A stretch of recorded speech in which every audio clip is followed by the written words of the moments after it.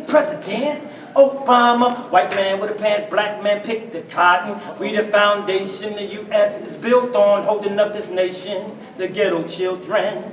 First I want to say congratulations. Had a brother crying watching the inauguration. Black man prayers, that is celebration, time for celebration. Hey, we did it. Dr. King's dream almost came true. Wish that he was still alive so his I could see you. See through, people got up there and voted for you. Voice of the voiceless, screaming loud, I hope you don't ignore us. A chorus, a ghetto children singing blues, wanna walk instead of crawl, but we be needing shoes, and we cannot afford them, cause we ain't got the job, but we can buy them when we sell sex, drugs, and rob. I wish my dad ain't have to cop a block, and I really wish my mom ain't have to weave and bob. And I know we owe you some, but we ain't got a lot. So do she have to pay taxes on that kind of job? She can be anything, you tell her no problem. How many G's she gotta please to have your job?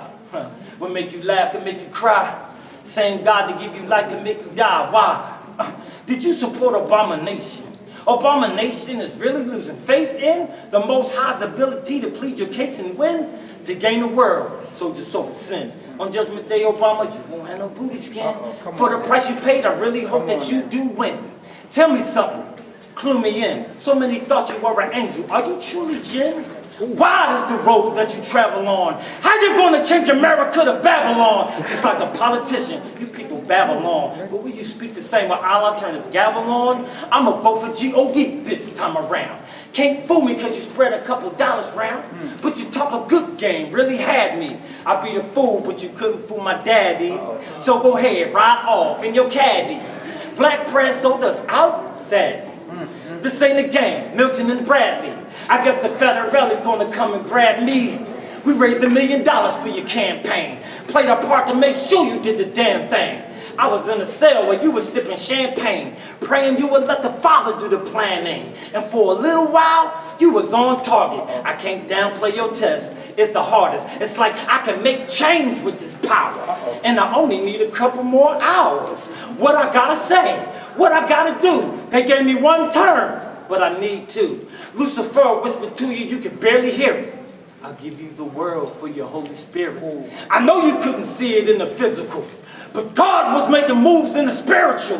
Failing is a monster. I fear it too. But God was trying to use you for another miracle.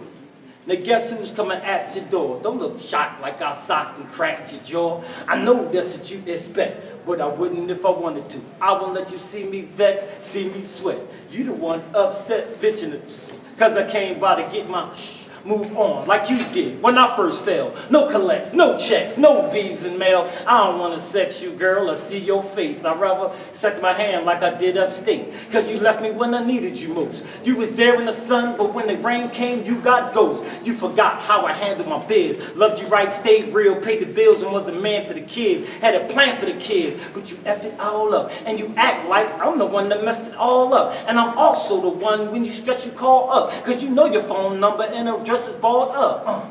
Hood marriage and cheating and all us. When you burn on my baby, you call us. Hater seeing us riding, you start us. But do he know you still call us for small stuff? Female dog, probably while you were all rough.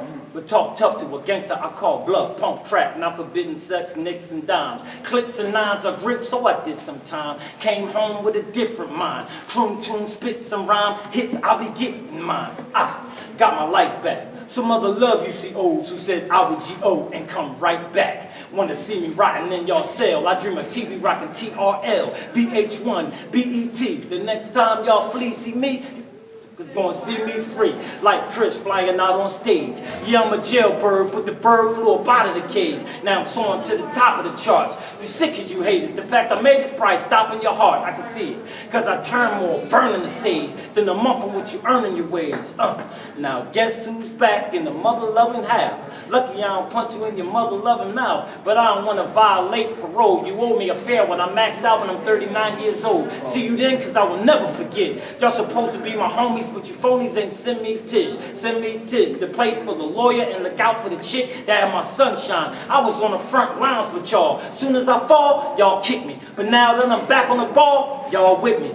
All you jokers is funny. Now I'm out and I'm alright. You see the light and start sending me money. Remember me, dummy? I'm the one that held you down when them clowns cross town was trying to shove you in that hole in the ground and use your body as fertilizer. You left me for dead, but I made it because I'm a soul survivor. Older and wiser, stronger from embracing the struggle. Stood alone when I was facing my troubles. Sold swag sandwiches and cigarettes. They was paying me double. Made bets when they was laying me double. And man on the hustle had to stay in the zone. Gave dudes a haircut with a razor and comb. Now I made it, I'm home. I don't never want to see you clowns. I need you then and I don't need you now.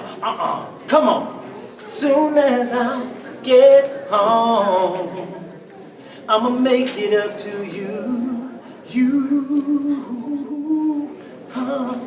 Soon as I get home, I'ma change my life, it's true, yeah. My name is lowercase G-Law. We need to talk, so I got off my seesaw. Cause I'm about to go to school, but there's no books. You got the money to buy them to pay for old crooks. He the past, so go say I'm on the future. Watch the heat, get the cash, I need a tutor. There's some computers, and me and my peers can get some good jobs in the next few years. Feel me? Hey. What's wrong with you visit? Instead of sending me to class, rather send me to prison. If you got kids, but they got a good school, equipment, good teachers, lunchroom, good food. We need it too, so we could be blessed. Now you got my daddy angry and my mommy depressed. Yes, she cried, tears from her eyes, wondering why education ain't high on your list of things to do. But you take it out of prisons like they voted for you. Well, my supporter to you, voted in the NIO campaign. Why the separate education? Don't be sipping champagne. A kid get suspended, a cell get filled. A school get tore down, a jail get built. Hold up, wait. What you think, we stupid, man? Say when to jail, I'm gonna tell him to wait for Superman? No, when it never come, cause he ain't real. Let me ask y'all a question. What you can't feel?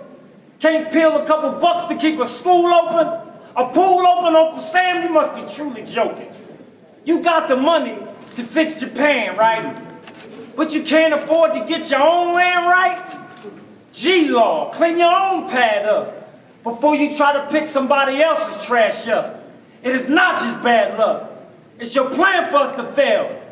Y'all be sending yours to Yale or for sending ours to jail. And it's a crime to tell us as our leaders that you can hire, but you cannot fire the bad teachers. I gotta go to school. I don't wanna go to jail, but you build more prison while your students fail. Jail is for suckers, and we ain't sweet. I demand that you educate me. Come on, sing along. Education over incarceration. Education over incarceration. Education over incarceration. Uncle Sam, is your plan to arrest the whole One more nation? time. Education over incarceration. I can't hear you. Education over incarceration. I can't hear you. Education over incarceration. Uncle Sam, is your plan to arrest the whole nation? One more time. Education over incarceration. If you don't want your kid to go to jail, Education over incarceration. let me hear y'all say it louder. Education over incarceration. Uncle Sam, Is your plan to arrest the whole nation? And if y'all don't understand,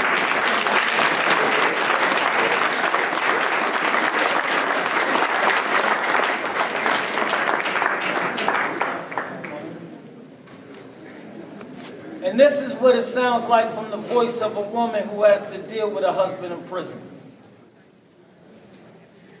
there's an army rising up.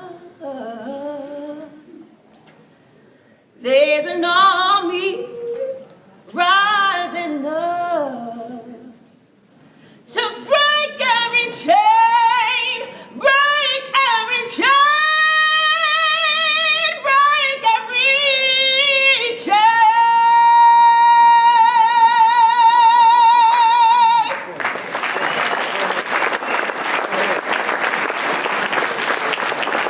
I am Trayvon Martin. I am Jordan Davis. Michael Brown. I had a brother, Trayvon, who called no harm. We broke a few late times for the swagger and charm. He was a good guy, still a kid that already stood 6 feet tall. Why does it have to be black boys that get murdered if something says the law? This man took my brother's life one night when he's 38 and his skills couldn't protect him at all. You gotta be ice cold. Ice, baby.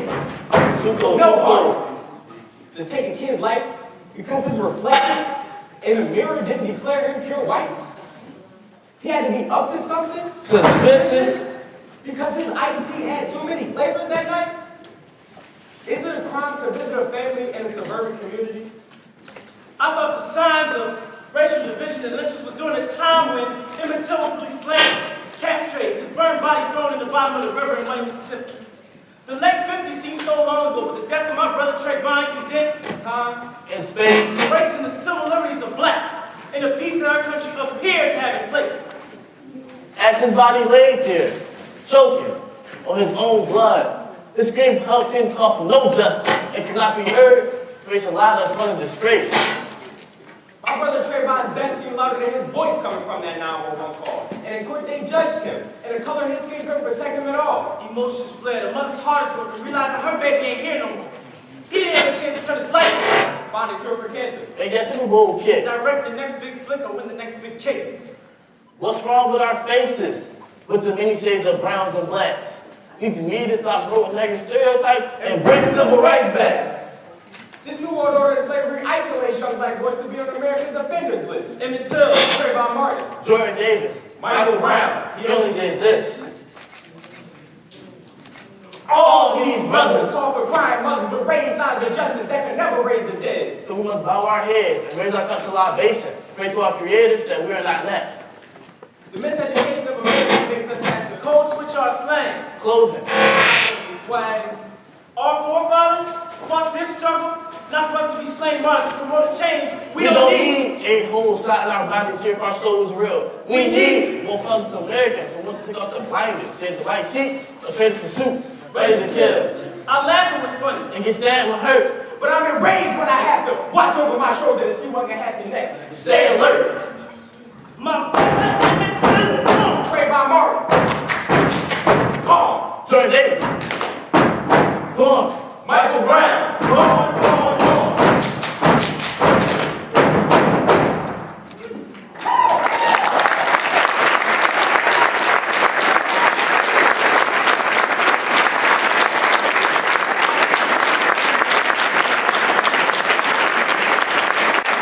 Arcadia University is a university with a global perspective, with students from many places who are trying to expand their horizons and expand their perspectives.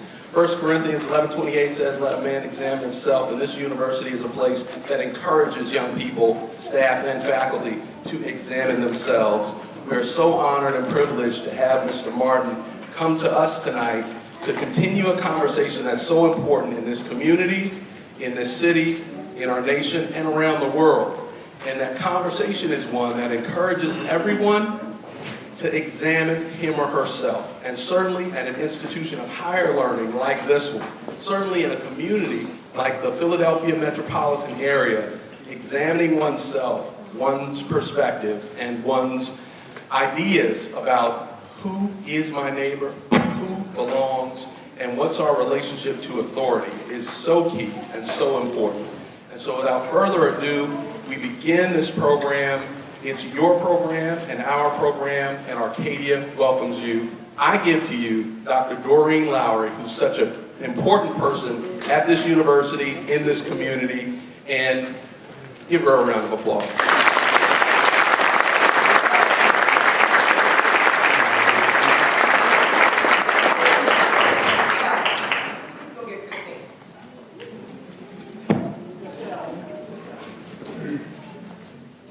First of all, thanks for coming for a little time at my house tonight. Don't have any popcorn or anything, but we're going to have a nice time. And so I really want to thank you all for coming to such an important event. And I really wanted you to see the woman who developed the vision for MOTEP Charter High School. It's Christine Thomas.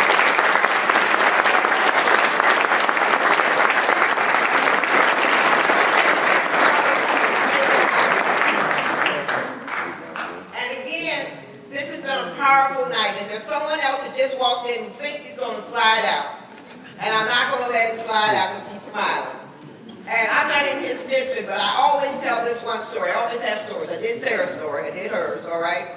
The first check from any politician we ever got from the Black Male Development Symposium was from Vincent Hughes. I give you Vincent Hughes. When you go around this pain of loss, some of us have experienced this, sometimes it could just turn your head all around, flip it up, down, all over the place. But I gotta applaud this brother for utilizing, as I said, that pain and turning it to a place of power and responsibility to help other people out, all right? Because that ain't no easy thing. And that's a sense, that is an example of a strong black man, all right, doing his thing to let us know, to let the rest of us know that we can turn tragedy into triumph. And I want to thank again this young lady for creating this space, not just the physical space, but the space in our brains that we can embrace our young men to help them, our young boys to help them become positive, contributing, successful men, and potentially great partners for their spouses. Again, this is a powerful night. I want to bring on the young lady who brought the idea for this project to us, Letters to Trayvon, LaWanda Horton. And I'm always interested in working with young people so I can put them in shape. All right? And I think she can tell you I have put her in shape. All right. So I'm going to bring on LaWanda. She's got a couple quick things to do. We want to make sure that you know about the Letters to Trayvon, and the winner is here. He's going to read his letter. And I don't want you all to have to stand. Why don't you all sit there? It's going to be a minute, okay? And, but I'm going to bring to you Ms. LaWanda Horton, who is the Executive Director and Founder of Mission Incorporated.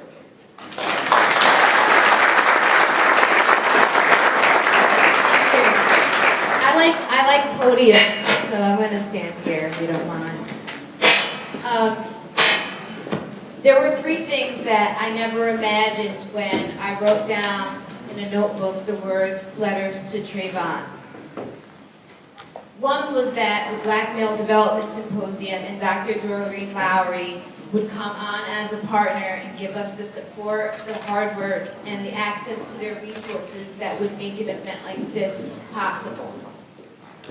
For that, we are truly and insanely grateful.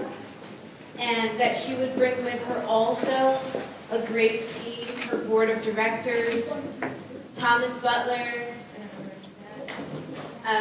Nasir Jones, Charmaine Thompson, here at Arcadia. You guys have all been incredible. Arcadia University, you guys have been incredible.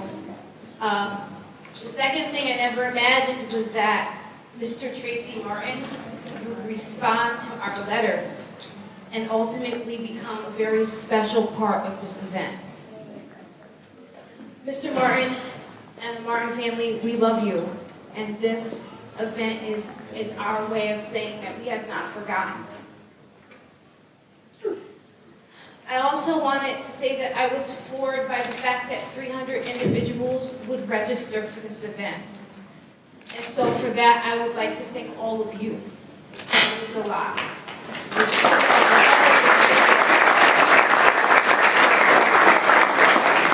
want to thank the Letters to Trayvon committee. They've been working on this project for a full year. I know at times tonight with the crowd it didn't seem that way. I hope you'll forgive us. It's our first time, some of us working together. But I wanted to thank Jamal Vogel, Teresa Lamore, Aisha Mosley for all of their hard work. When you take on an issue like this one, you can't help but get emotional.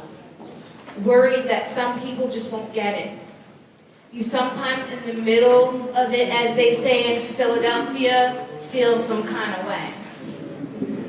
So I want to say Mom and Tom and Henry, Amina, my best friend, OG Law, he was back there rhyming for y'all. He had y'all captivated for like 2 hours, right?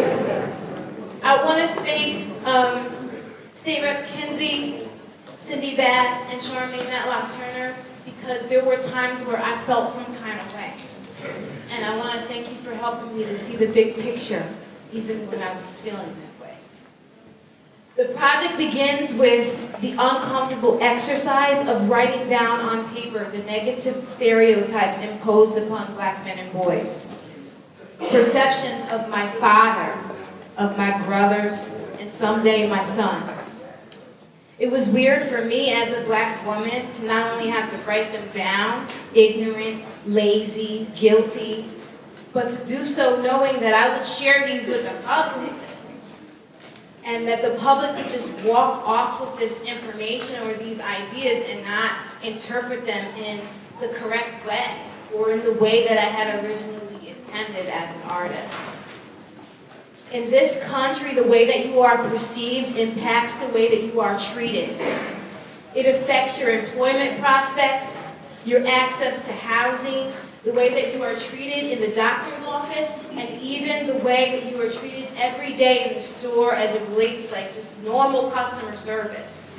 But the stereotypes that inform racial profiling in black men and boys, they lead to mass incarceration and death.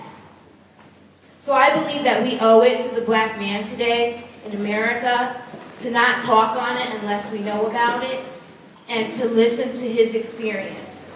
As a black woman, I choose to own my privilege. The privilege I have as a black woman to not have to view my own neighborhood as hostile territory. To not have to worry about disagreeing with an officer because I might die. The privilege I have to not have people think that in many cases shooting me is okay simply because I fit the description. We want you to experience today in this exhibit and as part of this event, just for a moment, the feeling of being surrounded by those images, by those words back there. To imagine for a minute that you live in an America that feels like a prison without walls. An America where it seems like it doesn't matter if you break the law because it feels like the law is intent to break you. Today, some of us walk away from this exhibit leaving those images and those feelings of isolation and frustration behind. After all, it is the last day of Black History Month, is it not? But some people will go back out into the world tonight and still face this reality. This project is a targeted response to the attack on black men and boys, on their hearts, their minds, and their souls. Our prison cell back there symbolizes the way that a black man feels unable to escape the labels and afflictions imposed upon him. And a cell in a chalk outline symbolizes something worse, the mass incarceration and wrong death of those individuals. So the intent of Letters to Trayvon and its campaign was to state the truth. The truth that black people, black men and boys in particular, must live by a certain set of rules. And that they must do much more and accept much less. So our intent was to reverse it, to flood social media with positive images of black men and boys because we refuse to accept the narrative that dominates our people. To amplify, as you will see tonight, the proud and intelligent and passionate voices of young black people of color. The business campaign was to showcase the talents, achievements, and professional aspirations of our previous generations, a sampling of what is to come. We have the responsibility tonight, every single one of us, to tell the black youth and all youth in America what is possible. We ask you tonight to help us document the positive movement that you have witnessed here by using the hashtag LTT2015 to post all of your pictures and your interactions tonight on all of your social media networks. There's people who are wearing the hashtag t-shirts so that you guys don't forget what to hashtag. And if you need a lesson on hashtagging, you can talk to our social media people, Amina McCann and Thomas Butler. Tonight, we are here to encourage a celebration, but the celebration does not begin tonight. The celebration begins when we commit to taking a closer look at the people who pass us every day on the street. The celebration begins when we let a black child know that we value them and that we believe that they can achieve great things. The celebration begins when we make a serious commitment to groom the next generation for leadership and for greatness, so that the well-deserved legacy of those who came before us does not end with them. And for my generation, that it does not end with us.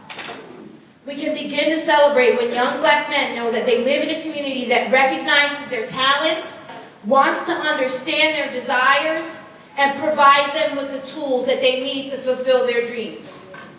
We can only celebrate once we have decided that we will no longer make excuses for hatred, bigotry, ignorance in employment, education, healthcare, and law enforcement. The black man, the young black child, all of these things, they are capable of doing today and right now if we and they are willing to see it. Thank you.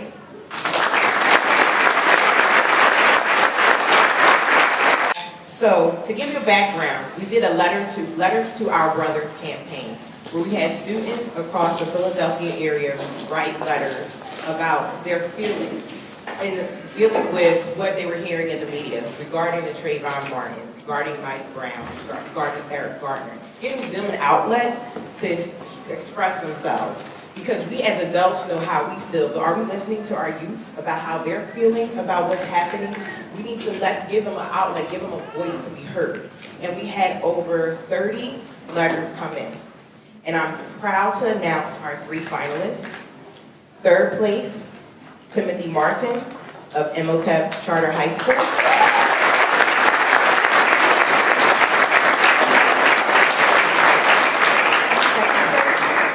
Second place, Nakira Watson Pope.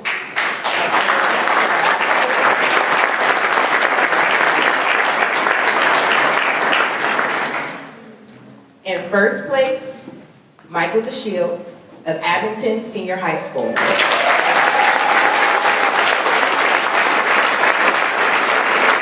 2010, at the Black Male Development Symposium, Michael was 12. And last night, as I was just thinking, I said, why do I think, and I didn't know this, And last night, I was looking through some stuff, and I called, Facebook is my message. I started having a message. You don't know, it's all world's baby. And I said, why do I think that Michael was one of our BMDS babies? And sure enough, you know, he was. And then the first email I see at 5-something this morning from Miss Andrea is giving me the whole story. But what was so wonderful, the letter he wrote to me at 12. She sent me a copy of it, scanned it, and talking about his entire day at Black Male Development Symposium. The circle has gone all the way around. So I introduce you to Mr. Michael DeShield.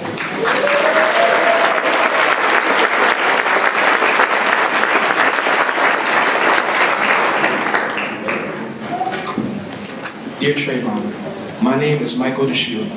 I am a sophomore at Abington Senior High School. My career plans are currently undecided.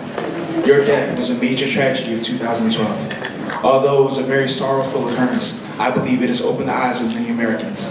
Since your death, we have witnessed a peak in racial profiling. Even though I, along with the rest of the country, do not know all the facts surrounding the incident between you and George Zimmerman, most of us believe you did not deserve death. When you really think about it, America has come a long way, but not long enough. There is still a strong sense of racism in this country. The only difference is that it is more discreet, and most racist people are not as bold. Today, there's more of a balance between people being equal, or at least it appears that way. People still make judgments about others based on the color of their skin, especially black people. We have received some equality, but in too many cases, we have not received justice. Things have really changed since you've been gone. They say that the world is coming to an end. One reason is because evil behavior is not always punished, and ignorance is ignored. The unchecked evil, selfishness, and ignorance of some will swallow the world whole. In order to prevent that from happening, we need to unite. As a community, we need to take a stand on racial profiling and black-on-black crime. In my opinion, the only way to overcome these issues is to succeed. We need to be the change we are waiting for. The best way to change the perspectives of other people is to achieve positive goals. If we all rise above the low standards and the negative stereotypes, we can show how productive we can be by rightfully using our capabilities. We can prove that we are just as human as any other race or nationality on this planet. Not only will we make the world a better place, but we will all become stronger. If we are all one and we live united, there's very little that can stop us. We can use our strength in numbers to get what we want. We can truly evolve and try to put racism behind us and try to drop the stereotypes we have about one another. It is very unfortunate that you and other black males receive the doubt of the benefit that cost you your lives. As long as we stay on track, we can make a difference, Trayvon. I thought I'd just let you know that your death was not in vain. Thank you. Warm regards.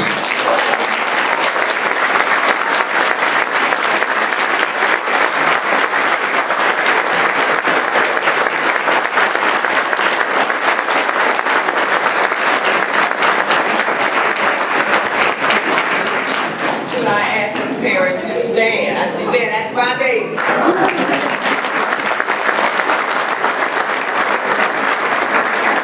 to get this party started, all right? I do need to make sure, though, I say thank you to Villa for doing the awards and for doing the package. So we got to make sure we get a good round of applause to Villa.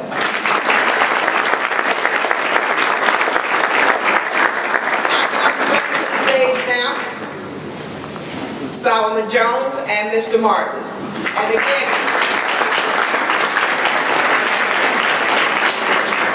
we thought about how we wanted to do this. We kind of played around with a panel. I was like, oh, we were like, no. Then we started thinking, I said, what about two men simply sitting in my front room and having a conversation? And that was what we said we would do. We would make sure that we would have two gentlemen talking about life, what it is to be a man, what it is to be a father, and how do you heal. So I bring to you Mr. Solomon Jones and Mr. Tracy Martin, who will begin our evening.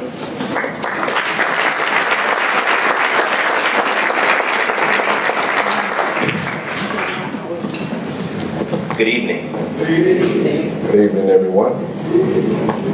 I'm Solomon Jones. I am the morning host on 900 AM WURD.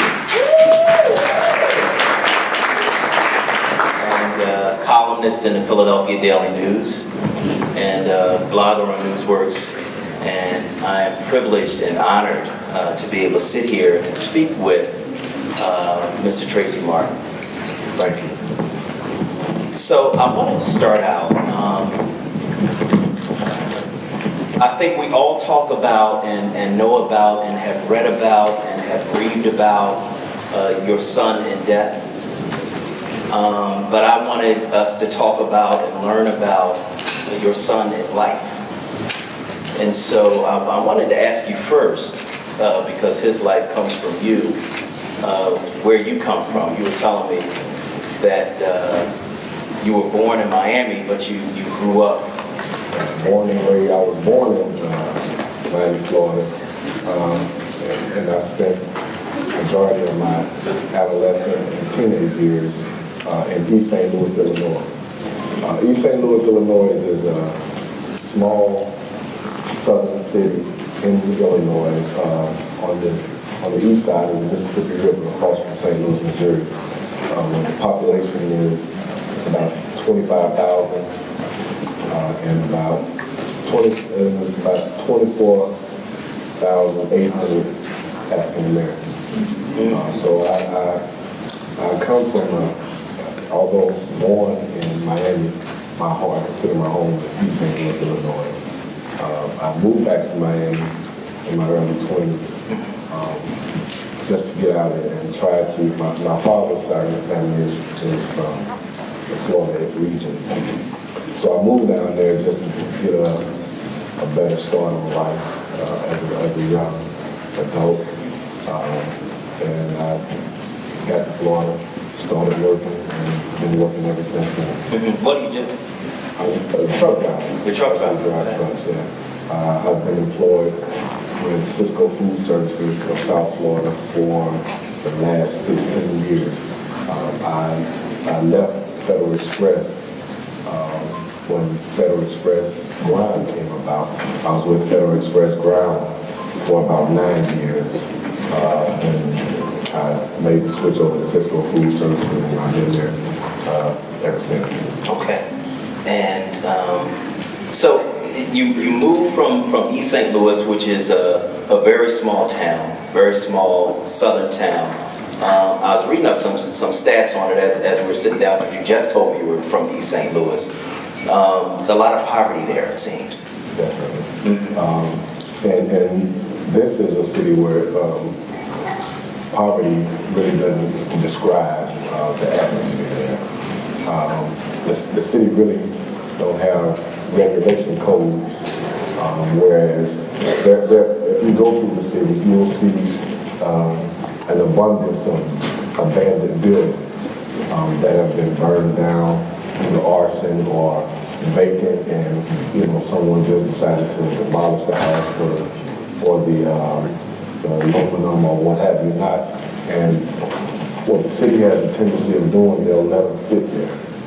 And the last time I was there, I went by the street where I used to live at, where I grew up at, and it was real depressing because the actual street was now grass, and the whole area is just abandoned, and that's just it's depressing to the eye, and it's just disheartening, and just to see a city in the United States of America go under like that, that just says a lot. You can go to some parts of North Philly and see the same thing.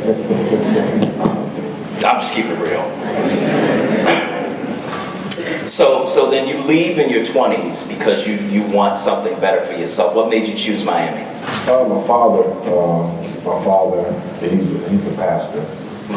He was a pastor in Miami. He's from my father's side of the family. Is actually from Americus, Georgia, and it's around in the Valdosta area. So they migrated. My grandmother and my grandfather, they migrated to Miami in the 30s, along with that was just where everybody was going. So my father's side of the family is enriched in Florida. My mother's side of the family, my mother is actually from a small town called Pearl, Mississippi. And how my mother and father met was my oldest aunt was married to a gentleman from Arkansas who was in the military. My father was also in the military. And through my aunt and uncle, my mother and father met, got married, and had 3 boys. I'm the youngest of the 3. And so we are, we definitely have a history, a family history in the Miami area. Okay. Now, you moved to Miami. At what point did you meet and marry Sabrina Fulton, Trayvon's mother? We met in late, we met in the late 80s, 89, 90. We married, and we met my oldest brother, who was working for the county. At the time, she was working for the county as well. We were both working in code enforcement. Well, she was working, we were both working in solid waste. She was a code enforcement officer. And it's strange, we met at a Christmas party. Stuff always happened at the Christmas party. Okay. So we met at a Christmas party, and we ended up dating for maybe about a year and a half before we got married. Got married, had kids, and the marriage kind of dissolved. Well, I want to go back though. I want to go back before that because I know I was there when my children were born. I have 3 children. People call childbirth a miracle, right? Till you see it. Right? It changes you, doesn't it? Right. So you were there. You were there and you saw when Trayvon was born. Can you walk us through that? Okay, and I like telling this story because Trayvon was born on a Sunday, and that Friday before, we were out, we were joking around, and my older son Javaris and one of my nephews and Sabrina, we were all in the car, and there was some kind of little festival going on, and she just didn't want to get out and do no walking, and we told her we were going to leave her in the car and let her have a baby. We would come back. So that was on Friday, and Saturday she was fine. We went to breakfast and everything. Sunday morning she woke up, she was like, it's time to go. So we went to the hospital, and we were in the hospital for half the day before she decided to have the baby. But once she decided to have him, She decided.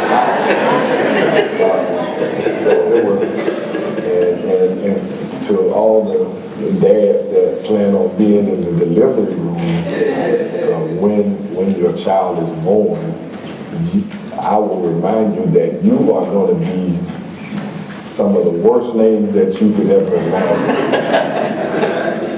But just to see the baby coming out, and I was actually the first to hold him, besides the doctor, and to cut the umbilical cord. It's just amazing that God has given women the strength to birth something so beautiful. That's right.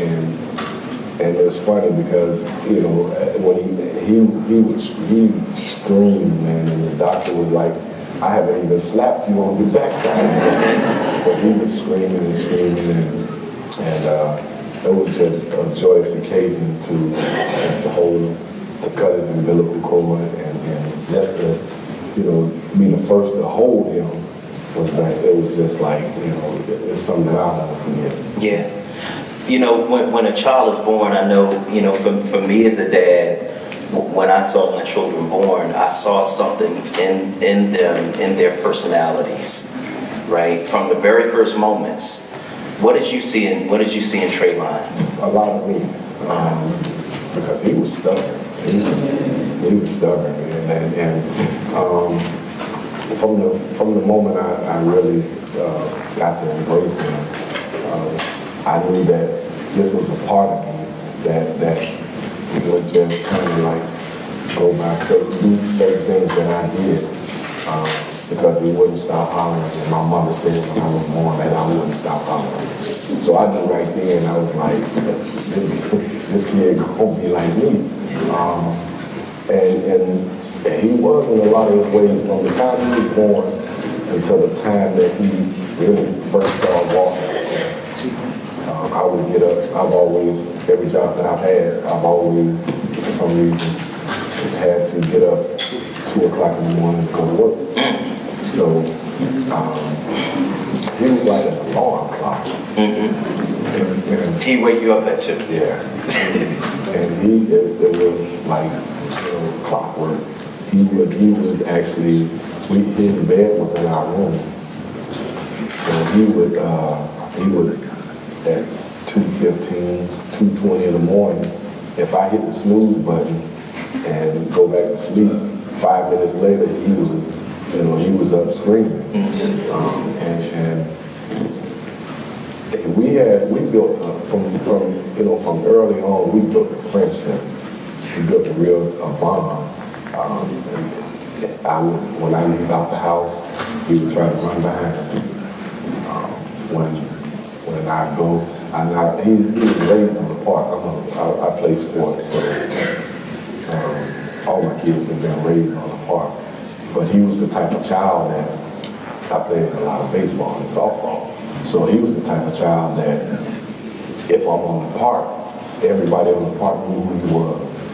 And he would, he was a kid that he was in the dugout, he would take everybody's stuff out the bag, out of the bat bag, and just have it all over the place. But everybody probably knew who he was. And in Miami, we have a culture, we have an atmosphere. When you're playing sports really don't see. One thing I can attribute, I can give praise to is sports, because sports really don't see black, white, brown, green, or yellow. Anymore. Now, right now it does. Yeah. And so he was raised on the park with a lot of Latin kids, a lot of Jewish kids, a lot of white kids. It was just it's a mix of everybody playing sports together. So he definitely knew about being diversified. He knew how to get along with other kids. One thing about kids is you can take a child from every ethnicity group and put them on the playground, and they don't know the difference in color. But it's when we start progressing and get into our middle school years where it starts to differ, and start to, because that's the age where kids start to gain their own personality, and they're influenced by, like I use this day and age, they're influenced by social media. Yeah. And even though social media is a great outlet, but the influence on the young kids it blows my mind. But he knew diversity. Okay. One of the things that you said that kind of struck me, excuse me, was that he was a lot like you. So I'm going to read something to you that you said in July 2013 when you testified before the Congressional Caucus on Black Men and Boys. You said, when we talk about one of the greatest gifts that a man can receive from a woman, I think the greatest gift is a son. You went on to say, I always said that Trayvon was my hero. He saved my life. Yep, he did. How did he save your life? 2004. He was the best defensive end, nose guard, and wide receiver that you could possibly imagine in a kid on a 9-year-old football team. So we would go to the park on Saturdays, and we would stay, and he was the type of kid that he was just a park baby, what we call park babies. Once he get on the park, he's on the park for the entire day. No matter what the parent thinks, that kid is going to stay on that park. He's going to watch the football game start at 8 o'clock in the morning, and the last football game will probably go on until about 8 or 9 at night. So we were on the park the whole day. And when we got ready to leave, I asked him, did he want to go and get something to eat? Did he want to stop at McDonald's or Burger King before we got to the house? And I'll never forget it. I'm a huge University of Miami football fan, and they were playing North Carolina Tar Heels that night. So I said, we got to get home and get to this game. So he said, nah, I don't want nothing to eat tomorrow. We proceeded to go home. We got home, started watching the game. He took a shower. Me and him was the only one at home at the time. So being on the park all day, we were both exhausted. And we were watching the game. So he decided he wanted something to eat. So I think I took out some chicken wings and fries, and then go home and make us something quick to eat. Put the grease on the stove, turned it on, went to sit down and watch a little bit more of the game while the grease get hot. Both of us fell asleep. So the grease had actually been on, this was about 9:30 at night. So the grease was on from 9:30 at night till about 11:30. And we woke up, I woke up coughing. And the grease had started spilling over the fire. And the kitchen cabinets had caught on fire. So just your instinct, when you rush into something like a fire, and you're trying to see what's going on, my first instinct, and I had taken off my shoes, I just had on a pair of basketball shorts and a t-shirt. So my first instinct when I saw the fire was I had a towel sitting on the kitchen counter. So my first instinct was to take the towel and throw it over the pot to smother the fire. And just running in there recklessly, I took the towel and I threw it over the pot. Didn't know how heavy the towel was, so the towel dropped the pot off of the stove and the grease hit my legs. So I had 3rd-degree burns from my knees to the bottom of my feet. And what happened was my body instantly really shocked. From the heat, and I kind of blacked out. And for some strange reason, when I came back to, I tried to stand up and I couldn't. I knew I couldn't stand up. I didn't realize that. I thought it was the grease on the floor making me slip. Not realizing what damage I had done to myself. So I couldn't get up. So I started calling his name and he wasn't responding. So I'm thinking maybe he had succumbed to the smoke. So he finally got up, and you guys, if you ever seen his walk, you would know what I'm chuckling about, because he got up and he walked. I'm calling his name like Trey, and finally he goes, yes, and he came in there and he like moseyed in there, and I'm like, bro, I know you tired, but look at me. Right. And he came in and he was like, what's wrong with you? And I really couldn't see my legs. I really couldn't see the damage I done. And he was like, your leg's white. And it was like just all the skin in my legs. And so, like, we gotta get out of here, because the cabinets and caused a little bit of fire. And what he did at 9 years old, like kind of drugged me out of the kitchen. How much do you weigh, man? You a big guy. Yeah, right. Back then, I probably was about 190 pounds, right?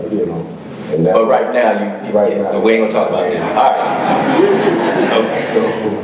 But for a 9-year-old to drag me out of that situation, it was amazing. And back then, we had cell phones, but they weren't as popular as they are now. And I told him, man, you gotta call 911.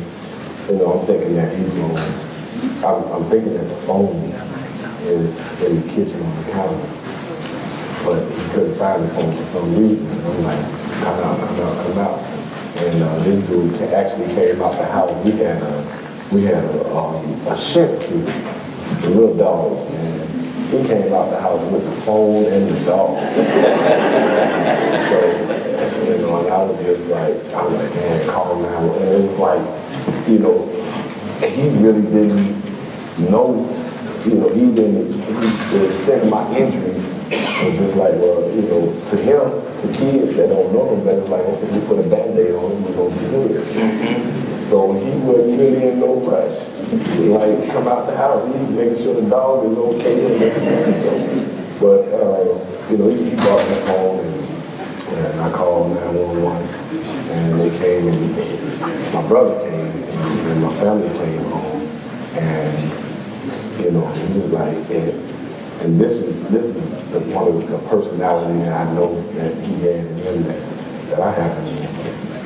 When it was time for them to transport me to the hospital, the ambulance, they told him he couldn't ride in the ambulance. He was like, I'm riding in the ambulance with my dad. So my brother was like, no, come on, ride with me. And he was like, I'm riding with Dad.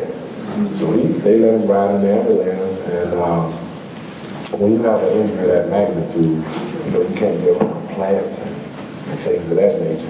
He got to the hospital, and the hospital we went to, they decided that, hey, your injuries are too bad, we can't do nothing with you, so we have to take you to a trauma center. And when they decided to take me to the trauma center, he wasn't able. I was actually kept inside like a basement in the incubator for a couple of days. And he wasn't able to see me, and he was just having like the worst time. And once they finally admitted me to a room, they really wouldn't let at young kids come in ICU. But it was one nurse, and I never forget her name. Her name was Miss Candy, an older Haitian descent lady. She was taking care of me while I was in the hospital, and she would sneak him in the room every day. She would sneak him in the room every day, and he'd sit there, and she'd pull the curtain, and he'd get in the bed with me, and he'd watch TV. So he was like, he was like, and when he came from school, he didn't want to do it. When he come to the hospital, she'll bring him in. And that was like my buddy. And so that's why I say he saved my life. And what's troubling about his death is this time of need, I wasn't there at that particular time to save his life. So that kind of has an effect on you, as no matter how strong you are, no matter what kind of strength you have. That in itself, that's the trouble. I think if it had to be, besides him getting killed, if it had to be one troubling point out of this whole thing, it would be that. Okay. So you were able to maintain that friendship, that relationship between the two of you. I know it's hard because I've had kids both ways. One where I'm not with the child's mother, and two where I'm married. And so how did you maintain, because you and Sabrina Fulton divorced when Trayvon was 4, how did you go about maintaining, how did you cope, not necessarily as a husband, but as a father? How did you cope with that? I've always had and I learned it from my father, because my mother and father, they were divorced. Papa and I was not even young. But we stayed in constant contact with her. And we were in 2 different states, but I knew who my father was. And it was visitation. I spent a lot of time with my dad. So when our divorce occurred, I just felt as though I couldn't leave it up to another individual to raise my kids. So, and we have this thing as males that you can have we're divorced and you can have your relationship. And I welcome the relationship of her friend with my boy.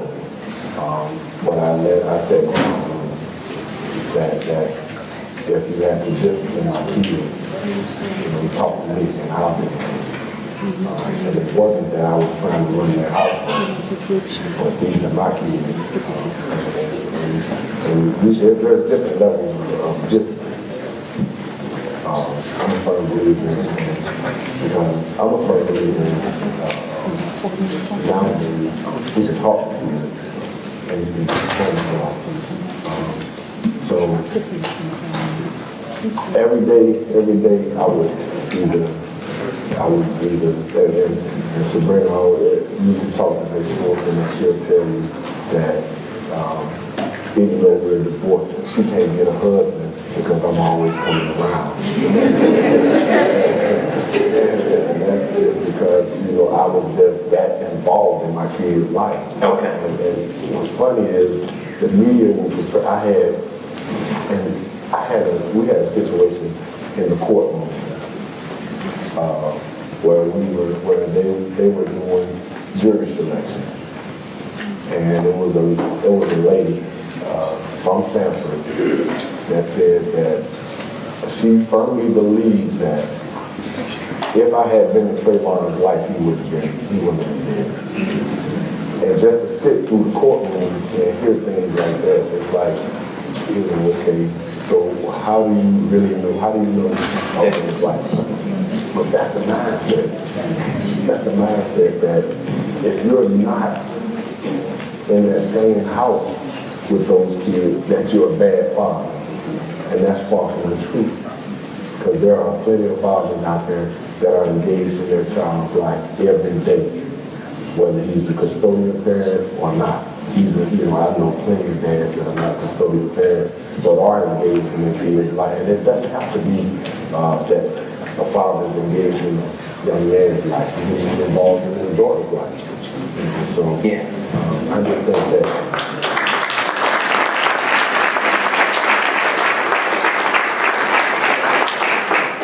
So your family lived in Florida. Now, Florida's a big state. It's an interesting state. My father's from Florida, and he'll be 70 years old. He looks 50, so I got good genes. But when he was 9, he went into a restaurant. I'll never forget, he told me a story once I was an adult. Went to a restaurant with his little brother, walked in the front door, they were gonna get a sandwich, and everything stopped, everything froze. Everybody looked at him. And the proprietor said, you gotta go in the back door if you wanna be served. It's a 9-year-old boy. So that was his Florida. Describe for me your Florida. It depends on what part of Florida you're talking about. And that's honestly my honest opinion. There are certain parts of Florida that theory still exists. And I try to stay as far away from that part of Florida. But the Miami-Fort Lauderdale area, it's real diversified. And I've been working with the Latin community. I've been working with the Jewish community just about all my life down there because, it's just a way of life down there. Miami's a melting pot of different cultures. But my idea of Florida is where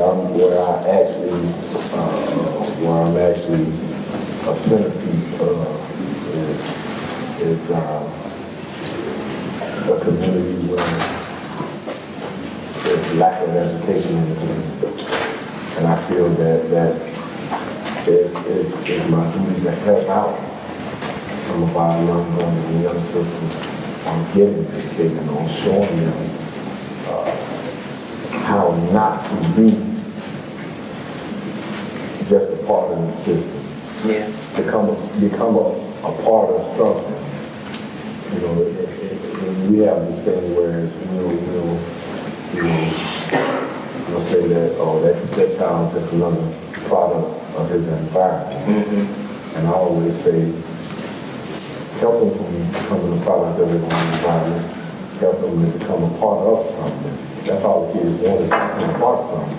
So I'm real engaged with the kids, man. I would get out my car, I'll get out my truck at the corner store and get out and talk to them, complete strangers, and just ask them, what are you doing to better your life?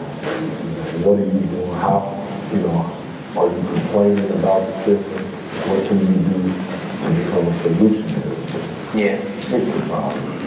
And it's a candid conversation, man. And I know once I walk away, the little dudes be like, who was that guy? But that's what they do. A lot of people are actually afraid to get out and go and talk to these young men. Yeah. So Sanford, Florida, though, is a little different from Miami. So as I was reading up on your case, I came across a story from a journalist named Veronica Burge. She grew up in Sanford, and it's a city of about 54,000 people. It's just north of Orlando.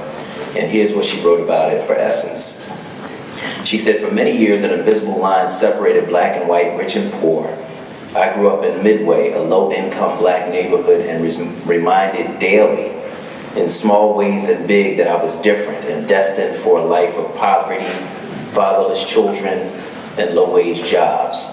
It was unspoken, but there were parts of town where blacks didn't go, where we knew we didn't belong. So, your fiance, Brandy Green, lived in Sanford, Florida, and she lived in a place called The Retreat at Twin Lakes. And it was, according to a promotional video, like living in a resort at first. Initially, a 1,400 square foot townhome there was about $250,000. Were there those who felt that that gated community where she lived was one of the places where blacks didn't belong in Sanford?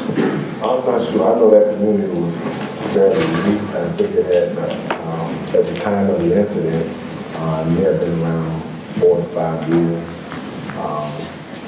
And she had recently just moved to Sanford. She had been in Sanford maybe about 2 years. She moved to Sanford to be closer to her job. She was originally from Orlando.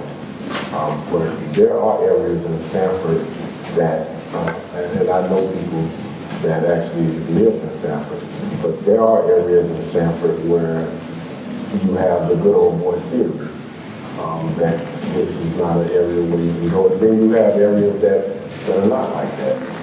But for the most part, Sanford is that quiet, we're going to do things, we're going to throw rocks and hide our hands type of environment in some parts. You do have some decent people in Sanford. I'm not saying that all of Sanford is like that. Just the Sanford that I encountered, I really feel that there was the throw rocks and hide the hand syndrome, especially with the police department, and that whole entire entity right there.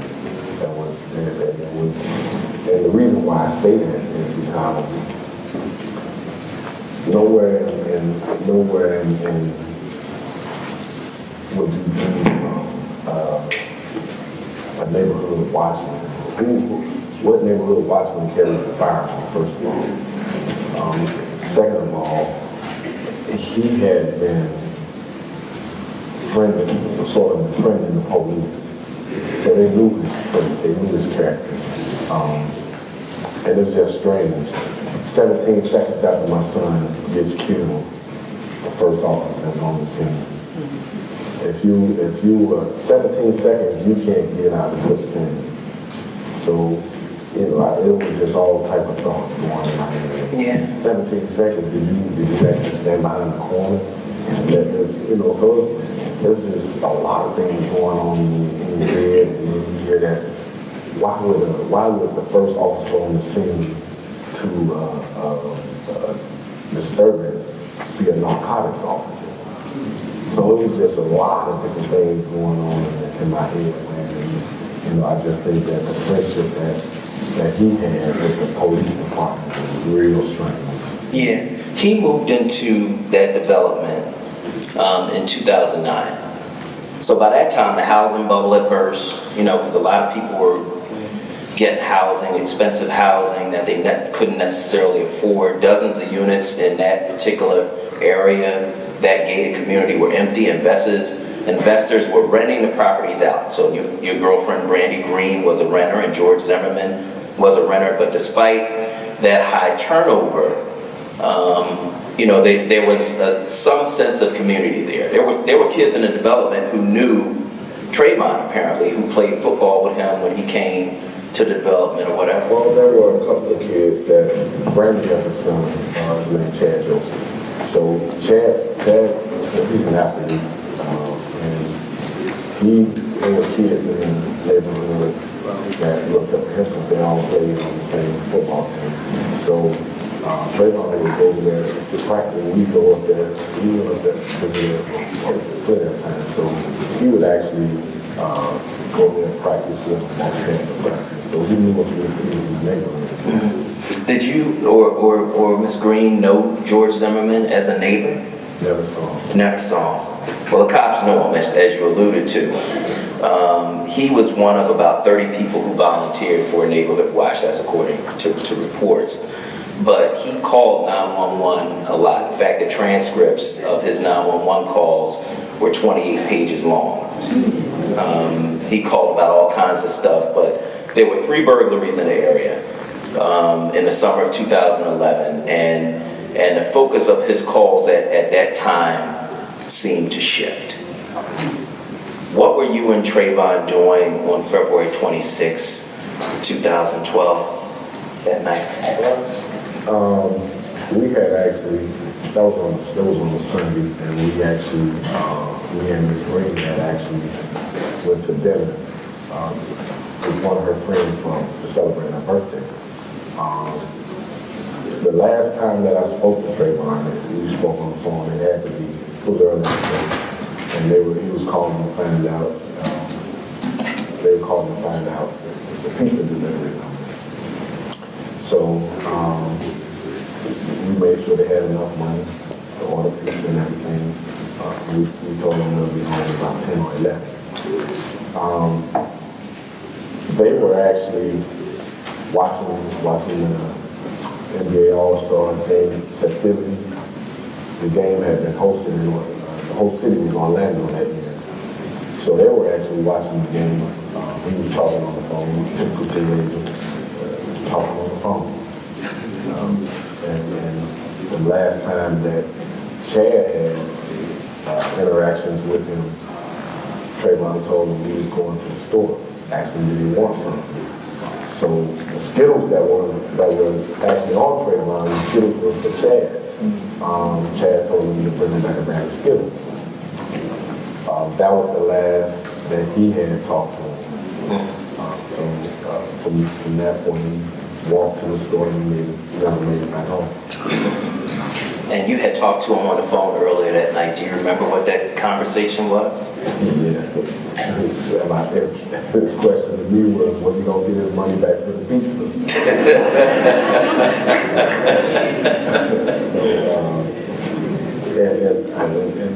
And as I do with all my kids, you know, and I just, for some reason, I've made it a point years ago that when I end the conversation with my kids, that I always say, all right, love you, and they'll say, love you back. That was actually the last words that we passed. But the last conversation was, you know, we talked about, you know, getting stuff together, because we were going back home the next morning. Make sure you have all your stuff together. Go ahead and wash your clothes, pack them back up, and then get up in the morning and leave. Yeah. That was basically our last conversation. Not knowing that was going to be our last conversation, but during that last conversation, there was the passing of I love you. And I just call him Trey, and he called me Dad. I said, all right, man, love you, Trey. He said, all right, Dad, love you. And that was the last conversation. Okay. So, we talked about his birth, we talked about his life, we talked about his relationship. One of the things that I see when people talk about your son on social media, a lot of people use the word thug, right? Did your son have any criminal record at all? Yeah, never been arrested by the cops. He was suspended. The only interaction that he had with the police was the school police, who had to write up a report on his suspension for being out of bounds.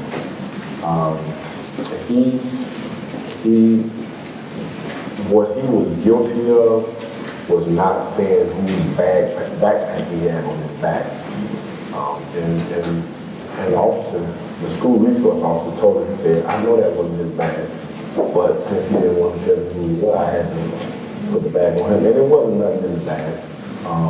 It was actually a screwdriver in there. It was 3 young men at the school, and he knew who bag it was. So the report just said that, you know, for some reason they said a burglary too. It was a screwdriver in the bag. But me and my family, and Sabrina and her family have been hard workers all our life. Our kids never had to steal anything in their lives. And we give, I mean, it was like, and somebody, you know, they used to call me the Disneyland dad. I work for my family, so they don't have to go out and steal. If I have it, my kids have it. As long as our bills are paid, as long as there's food in the house, you have whatever that you know you're supposed to do in school. You can have whatever tennis shoes you want, whatever video game you want. You can have it, as long as you're doing what you do. So social media is going to paint that picture that they want to paint. And one thing I was truly upset about was that during the trial was the fact that the state of Florida never called character witnesses for Trayvon. So we have a tendency of believing what's out there on social media. Call him because he never once had he been arrested. They tried to pin some type of, they tried to say that he was the president of a fight club, an underground fight club. And they had this kid on video that looks nothing like him saying, oh, that's Trayvon. You know, they wanted him to, the media, some media wanted him to be that. Yeah. Did he have gold teeth? He had to pull out gold teeth. You know, that's the thing that kids do. But that makes him a thug. He took a picture with his shirt off. He was shooting a birdie. Teenagers don't do teenager things. They had a conversation they had when as far as getting the transcript from his text messages. So he was texting back and forth with one of his cousins. And the cousin told him, man, I know somebody who got a gun, you want to buy it? And his reply was, how much is it? So he never said, yeah, I want to buy a gun. Yeah, I need a gun. He said, how much is it? And the conversation stopped. So the defense attorneys planted that seed that this is what type of kids you're dealing with. This is a thug. And the state of Florida had no way of combating it with putting people such as his grandmother on the stand, his aunts, his uncles. You have to have somebody to say, nah, that wasn't Trayvon. The state of Florida didn't do it at all. Okay. So I want to talk about the 911 calls that led up to the confrontation between your son and Mr. Zimmerman. We know that he went to the 7-Eleven, he bought some iced tea, bought those Skittles. He was coming back to Miss Green's home. It was shortly after 7 when George Zimmerman called police again, as he was wont to do, and said that there was a black male, late teens, dark gray hoodie, jeans and sweatpants walking around the area. So there was a recording of the call, and on that recording, he says he's got his hand in his waistband, something is wrong with him, and then he says he's running toward the back entrance. The dispatcher told Zimmerman not to follow Trayvon and informed him that a patrol officer was on the way. Zimmerman ignored the dispatcher's instructions, and tragedy ensued. So at what point did you realize that something was wrong and call the police? Well, I knew my son, and I knew that it wasn't like him to be out, especially in the area that you're familiar with, but that's not your home. So we got in, me and Ms. Green got in, probably around 10:30, 11 o'clock. And when we got in the house, I had Chad ride. I said, where's Tracy? So Chad said, he's downstairs. So I said, he's not downstairs. So I had a nephew who had just relocated to the area. So while we were up there, him and my nephew was hanging out. And I knew that they wanted to go to the movies. So it's not, my nephew at the time was 21 years old. So it wasn't like, my nephew had a license, he had a vehicle. So when I didn't see him at home, and I started calling his phone, and it started going right to the voicemail. So I figured, I said, well, maybe he's with my nephew. I knew they had mentioned they wanted to go to the movie. So I said, well, maybe they're in the theater. That's why the phone went to the voicemail. So I called, and it was about 12 o'clock, so I decided to call. I said, I'm going to call my nephew. His phone was going to the voicemail. So now, my antennas really don't go up, and both of their phones going to the voicemail. I know that both of them are responsible young men. So I said, okay, well, I'm thinking when he come out of the theater, he's going to turn his phone on, he's going to call me. So I laid down, and about 2 o'clock in the morning, Miss Green woke me up. She said, baby Trayvon not downstairs. So I started calling him in. No answer. I called my nephew, and he answered his phone. And I actually said, I said, is Trayvon with you? And he said, nah, I left Trayvon at the house. And so I said, he's not here. So Miss Green got up and she said, well, let me call. She started calling me around. She used to work with the juvenile justice system.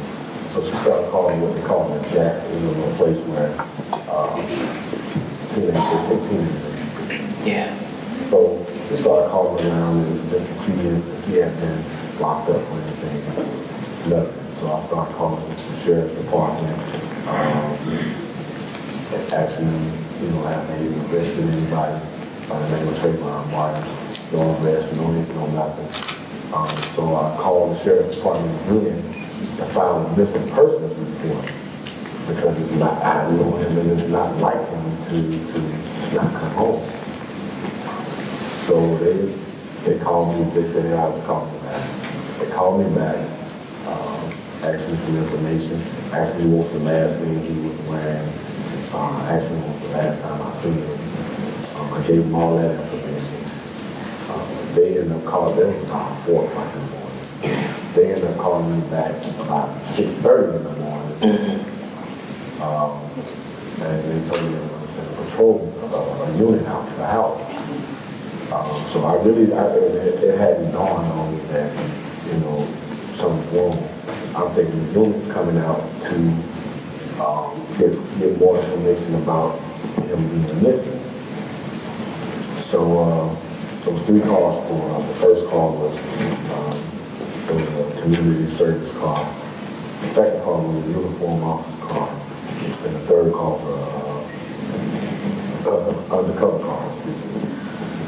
So they get out and introduce themselves.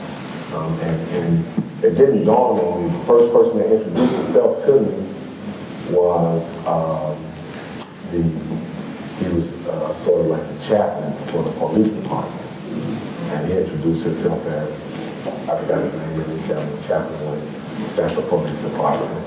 And then the detective came up, he introduced himself, and he told me he was with major crimes unit. And it is not registered. So he asked me, did I have a picture of Trayvon? I told him I had a picture. I had just taken a picture of him and 2 more of my kids playing around like 2 days before. 3 or 4, about a week before. So I showed him the picture and he said, yeah, I'll be right back. Said he go get it, and it was drizzling outside. He said, yeah, I'll be right back, he might be on the house. So we came to the house and he asked me when was the last time I seen Trey, when was the last thing he had on, went through the formalities. And he said, I'm gonna show you a picture, tell me this is your son. And he pulled out a picture, and it was him on the ground dead.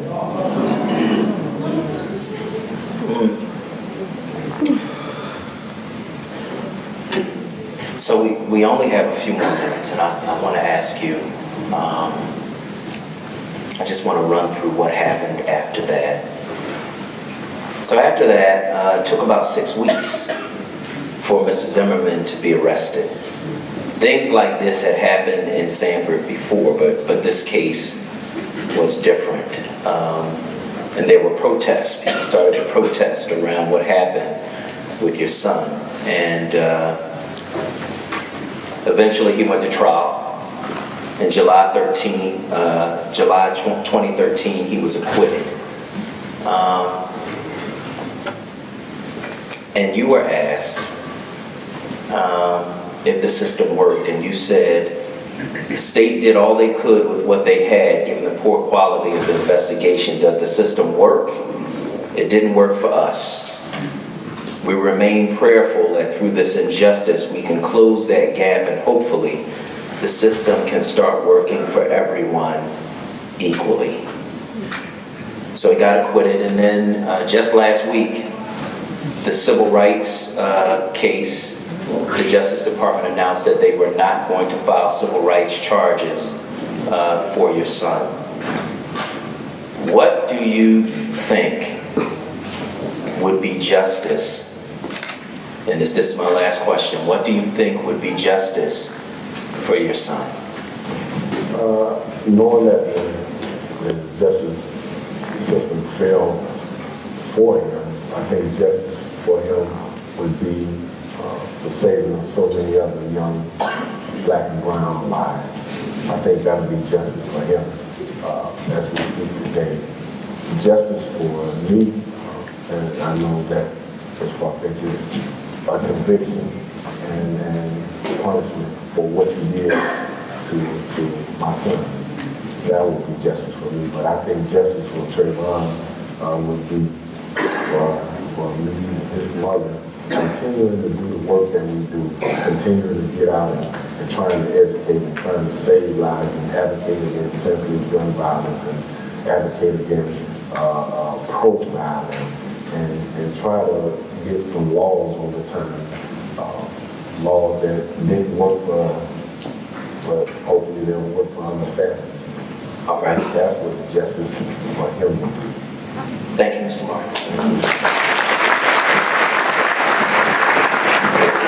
The face of unspeakable tragedy has been an inspiration, not just for me, but for the entire nation. And like Mr. Jones said earlier today, you could have internalized your pain, but you didn't.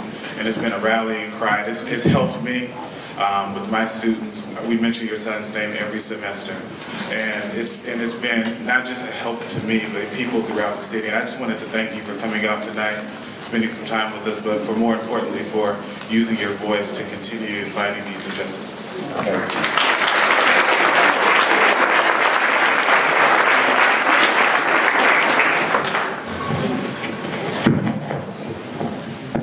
What a story. What a story. It's sad to say that justice has been elusive for us, for black people in this country ever since it's been founded. Justice refers to just that, just us. It has nothing to do with fair play or respect or consideration for us as a people. I admire the fact that you had the resolve and resiliency to come before us and open your heart up and give us a chance to take a look at your pain. I could have did it. I could not have done it.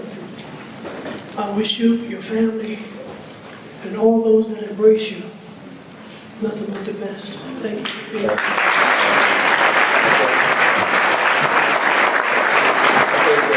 I think that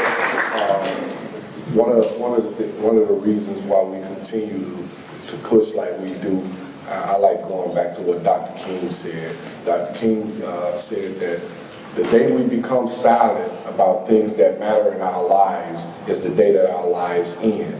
So what mattered to me is my son and his life. So I'm not going to be silent about it. I'm going to continue to speak up about it. And if those that don't like it, they don't like it. But I'm not going to be silent about the situation.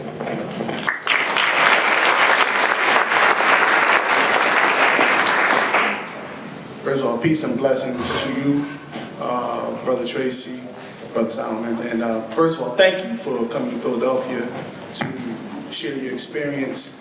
Hearing you tell the story firsthand gives new insight to, what happened. It gives us a personal side of Trayvon to learn about and your engagement and your job that you were doing as a father. So first and foremost, I just want to thank you for that. My name is Professor Carlton Jones. I'm an adjunct professor at Hartford Junior College, and also produce the only DVD to investigate the ongoings of that trial. I handed it to my sister Aisha Mosley, so if she can present it to you. Okay. This is my gift to you and your family, because we wanted to investigate not just the trial and what it meant for your family, but how this moment, his son's life, was a watershed moment for all of America. So we just wanted to thank you, and I wanted to present you with that, beloved. Thank you very much.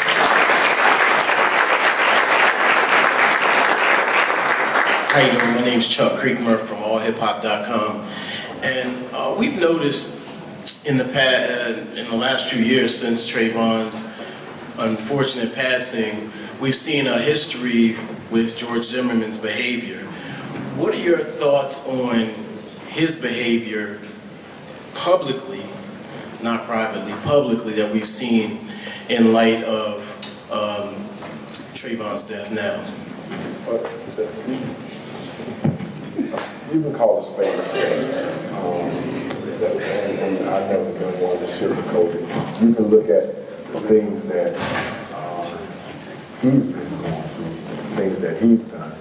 And for me, sitting in the courtroom to hear everybody get up, all of the character witnesses that the defense attorney brought up, you had everybody saying, oh, George he wouldn't hurt me. And you had so many testifying under oath as to, what character references that this individual had, that he couldn't harm a kid. And then you turn around, so as soon as you get set free, you go and start showing the real you. So that's why I always maintain that our judicial system was made a mockery when they let the individual go. So you're going to continue to, you continue to spiral out of control. You're continuing to do things that was in you, but now you just feel untouchable. So my thing is, when will Florida get it right? When you kill somebody else? Or when karma comes back around and haunt him? Thank you. Good evening, Mr. Martin. My name is Brent Johnstone, co-founder of Founders Day 365 and currently a dean at a K-8 school in Philadelphia. And your son, the incident with your son has truly changed my life. It's made me become such a more active person in my community. So I just want you to let you know that the incident with Trayvon, if nothing is affected somebody in Philadelphia to become so more active in this community. So I just wanted you to know that. And I admire you so much because when I see you through this tragedy, you remain so calm, you remain a man of dignity. And when I work with kids and they experience problems, they tend to lose it. And I admire you because you never lost it. And I see a lot of young people here today. Could you just explain to them why it was so important, and why it's important to you, and why it's important, period, to remain calm and use some tragic moments as teachable lessons? Because I truly believe that's what you're doing, and I thank you for doing that, sir. Thank you. First, I think that I've been a student of conflict resolution skills, and I took it from my outlook, my scope on it was, my son's dead. There's nothing that I can say or do that's going to bring him back. That was one factor. Number two, I refused to do anything to tarnish his name because the media was already doing a good enough job of that. So I'm not going to do anything to tarnish his name. Number three, if I go out and harm an individual that did something to my son, then my other 4 kids will be fatherless. So that played a major part. So although I lost a big part of my life, I still had something to live for. And I think that just showed who I really was. I think that adversity doesn't build character, it reveals it. So it was in me all along. I just had, it took a tragic event to bring it out. And if I had to do it all over again, I wouldn't do it. But since I'm here, I'm gonna use the platform to affect as many lives as I can. Thank you.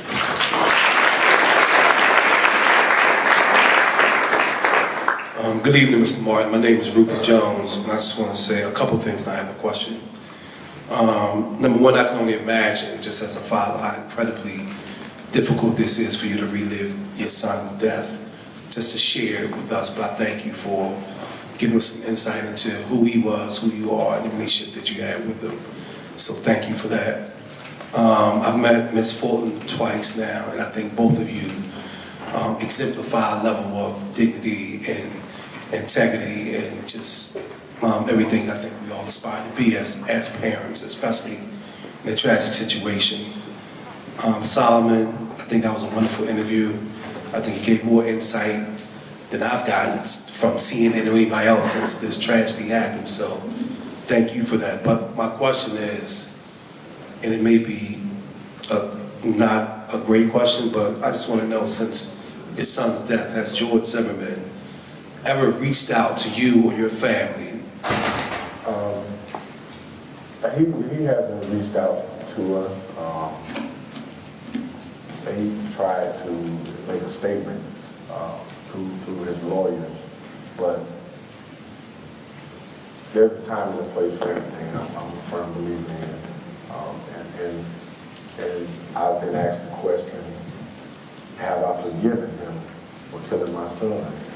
And I asked the person who asked that question, why would you ask that? And he said, well, you always, saying you're a man of God and you have this much faith and that much faith. Have you forgiven the individual that took your son's life? And I did what I thought was right. And I said, the Bible tells us that you can forgive, but never forget. Have I forgiven him? Not yet. No, I haven't built up enough strength in me to forgive him, because you've taken 90% of me from me, and I'm putting that. I'm slowly but surely I'm putting that 90% back in me. But I know I won't never gain that 90%, because not only did you take my son's life, you've taken possible grandchildren from me. So it's a fine line there. You're cutting off a lineage in a certain way. So will I ever forgive? I don't know. Will I ever forget? I definitely know I'll never forget. Wow, thank you.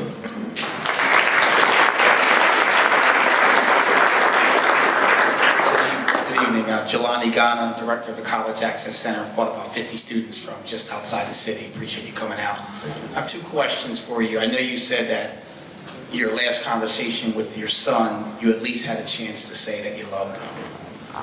But in your deepest despair, you were trying to build some strength and praying. Just wanted to know if there was something that you may have thought that you would have liked to have said to him, before. And then last but not least, any advice, or what are you saying to fathers across the world who may have lost a child in this type of manner? I answer the second question first. To answer that second question, my message is simple. We have an event called Circle of Fathers. We have Circle of Mothers and Circle of Fathers, where we bring in individuals that have lost their children to senseless gun violence, or lost a loved one to senseless gun violence. And the messaging is, how do you rebound from this? So I use myself as an example. And somebody said earlier that they turn the power into pain into power. So everybody grieves different. So how do you, my grief is, how do I deal with my grief? I think about all the good times we shared. I think about the 17 years that he was in my life. And that helps me to understand that there's a bigger purpose in life for us when we leave here. So how I deal with it, I can't tell another individual how to deal with it, but that's how I deal with it. Understanding and cherishing those times that you had together. And for me, that helps me out. That truly helps me out. And the other question was? Just if there was, when in your sleep and in your prayers. What would I say to him? If I had a chance to talk to him, I would say what any sensible person would say: don't go to the store. Don't go to the store. And Since his death, I've dreamed about him twice, and it's strange. I've lost my mother and I've lost my father, and I dream about them every other night. And I've only dreamed about him twice because, and one dream I can vividly remember. He was one of those kids that he stayed. I mean, he would lay in the bed with me and watch TV, lay up and watch TV with me, and to the point where I had to say, "Bro, you're not my own lady, can I lay?" So, if I had to really have a conversation with him, I would really just tell him, man, be careful of your surroundings. Don't take nothing for granted. And that cell phone, he was on the cell phone, he loved the phone.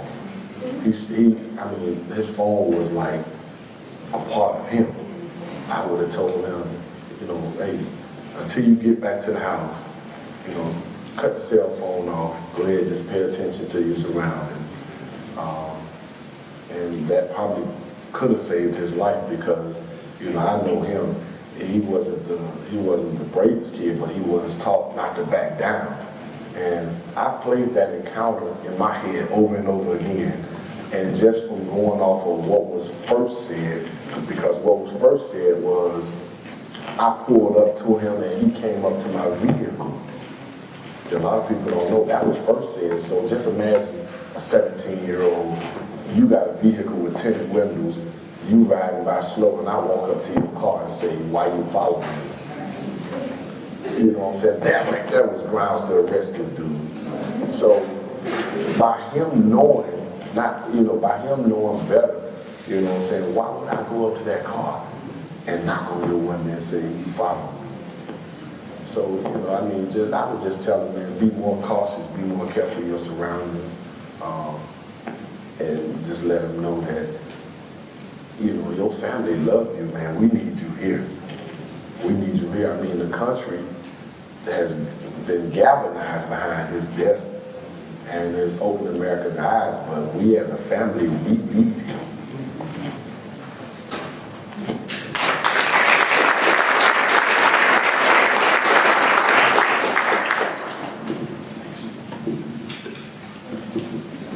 Good evening, Brother Martin. Brother Solomon Jones. I'm a Philadelphia police officer, and I work with children in the city for the Police Athletic League. And I'm going to have a conversation with the children about what I heard here this evening.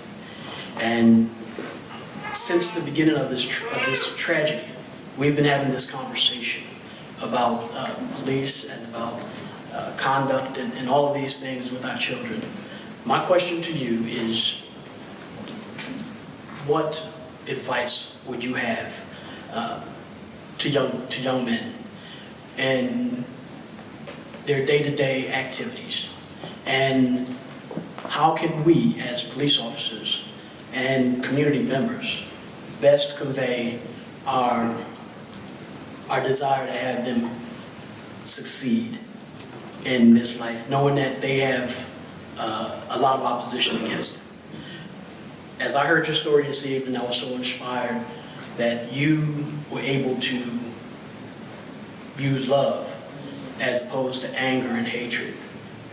You're going around now talking about being strong and moving forward.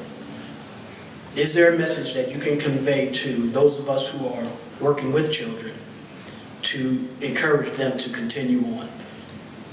And I'll take a seat, but you also have a lot of committed officers in the city of Philadelphia who have tremendous support and admiration for you and your family as you've gone through this tragedy.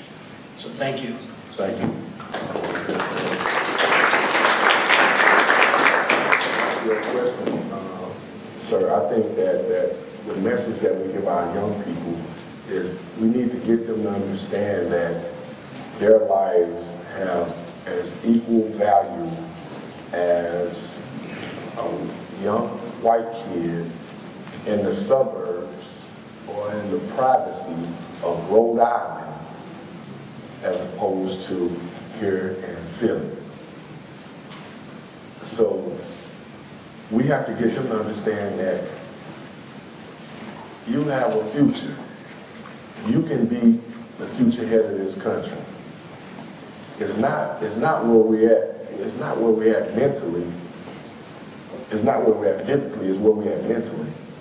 So just because we live in an impoverished community doesn't mean we have to have that mindset. So once we unplug that devalue plug that's in our kids, because that's what they have plugged in them now, that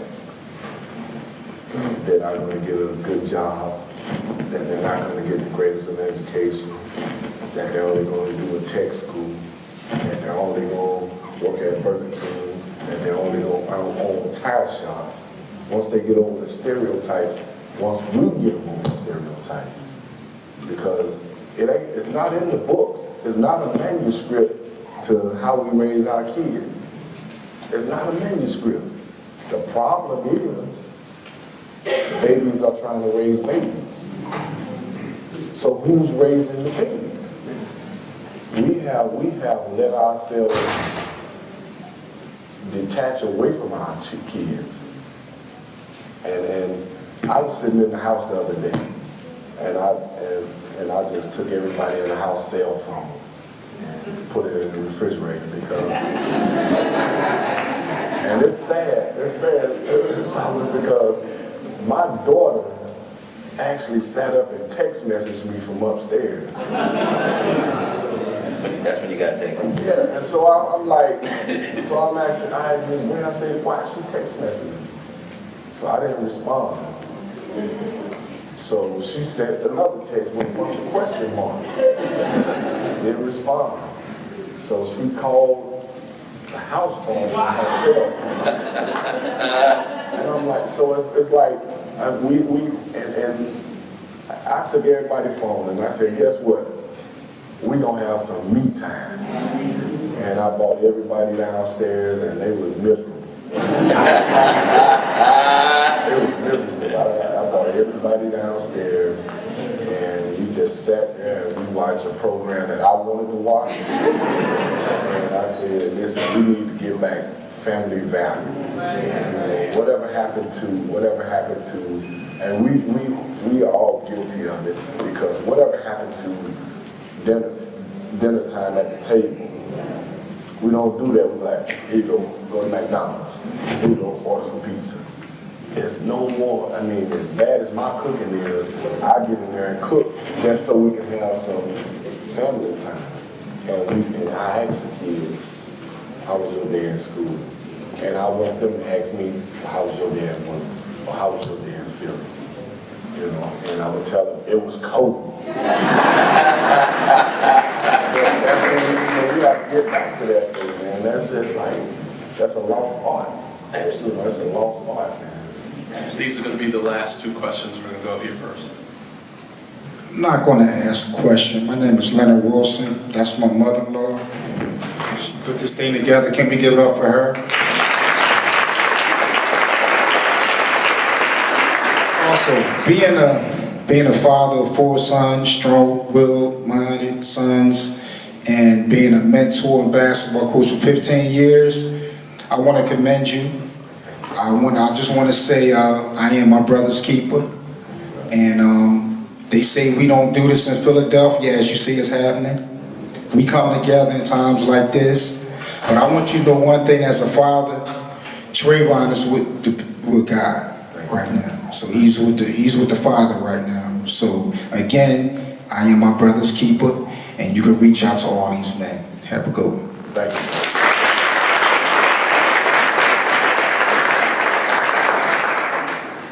Mr. Martin, thank you for coming. My name is Joe Martin. I'm the founder and owner of Acclaim Academy, an early learning child care center in Philadelphia. My question to you is, we heard last week about the Department of Justice's decision, and that was the last verdict. And quite frankly, I found myself very frustrated.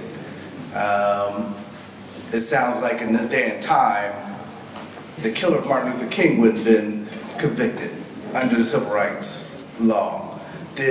My question is, did Attorney General Holder contact you and give you any explanation as to why there wasn't sufficient evidence to at least take this to court? Well, the attorney, I think that's a good question too. Attorney General Eric Holder was actually out of the country when they came down with the decision. He sent 5 of his top staff members down to Florida.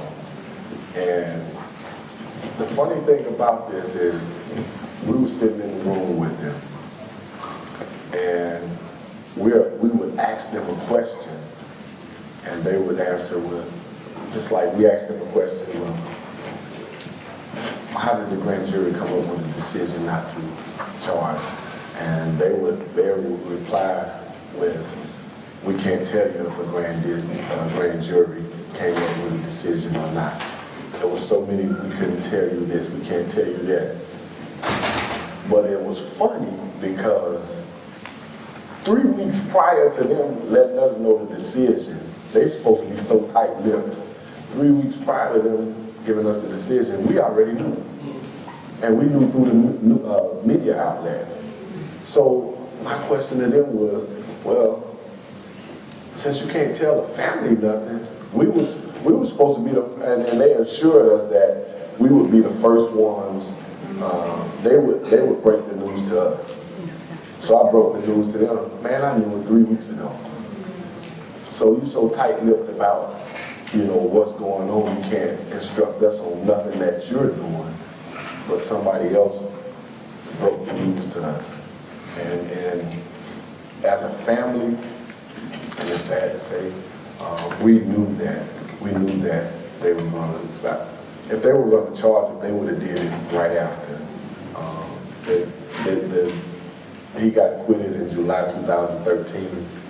In August 2013, if they were trying to file charges against him, they could have used whatever evidence they had at that particular time and say, hey, here's an indictment for George Zimmerman on a civil rights violation.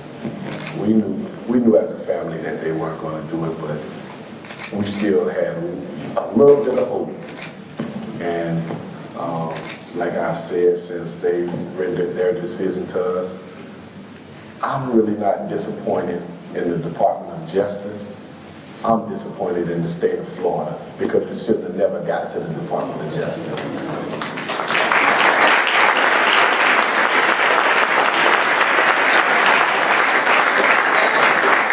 I want to say thank you to everyone. I want to really say thank you to Tracy. I'm going to call him Tracy from now on. All right, I do that. I'm a professor. It's like I've been sitting in a class tonight. And I've learned so much from someone who really knows. So, and I guess I come out this way. So I'd say thank you, and I'd say I knew Solomon would do the Solomon for us. So say thank, let's give a hand to Solomon.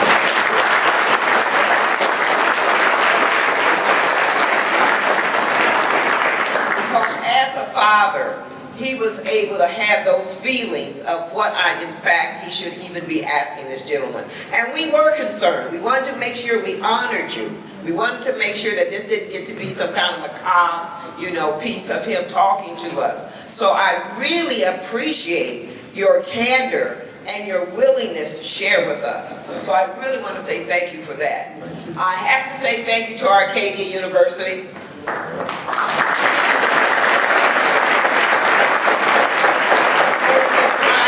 Folks, but I have to say thank you because we are able to do these kinds of things at Arcadia because they do believe in social justice.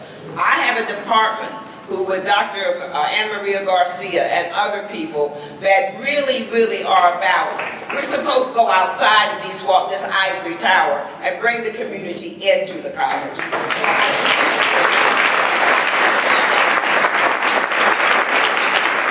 And all of you tonight, I want you to make sure you pick up material when you walk out because I have 2.5 months to plan for my other event And I want to make sure that you all somehow support and become part of it. All you young people should be here May 9th. So I want to say thank you. I want LaWanda to say thank you.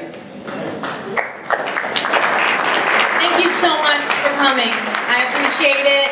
Mission Incorporated, www.missionincdevelopment.com. Learn about more projects that we're working on, and you can follow us on Twitter at Mission Inc.